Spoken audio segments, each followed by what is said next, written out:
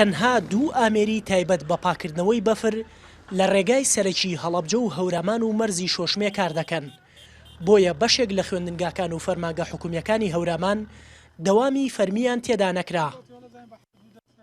بەڵام ئێمە ئیسیفادە لە گرێدەر ئەەکەین کە لەوانەیە زەرێکی هەبێ بۆ جادەکان. ئەسڵن شۆفڵن هەر نابێ بەکار بهێنرێ، چونکە شۆفڵ بەکاربێنی دوایی جادەکان وێرانە بێت و لەم کاتە شاکبە هیچ شێوەیە قابل بە چاکردنەوە نیە.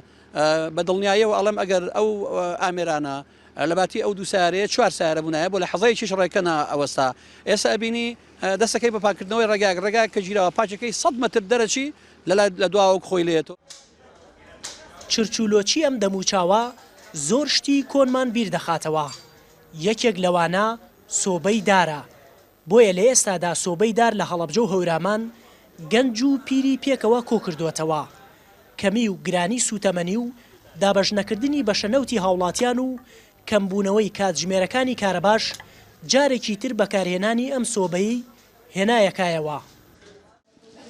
ئەو سۆپەوە ئەوە داری تووە، داری گوێزە، داری کۆنەکان ئەو دارانەی تەیەکەین و ئەیسووتێنین. ئەم هەوایەوەیە کە دارەکە کە تەڕ بێ ناسووتێت، باران لێیە درەنگە سوێ، هەواکە یارمەتیەوە هەوای لێیەکە و جاران فویان تەیە کردو ئەم لاولە.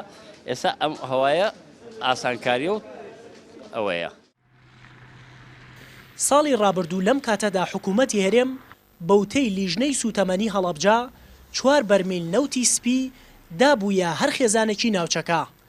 بەڵام ئەمساڵ لەم بەفرە سپێشدا هیچ بڕە نەوتێک بەسەر خێزانەکانی هەڵەبجە دابەش نەکراوە.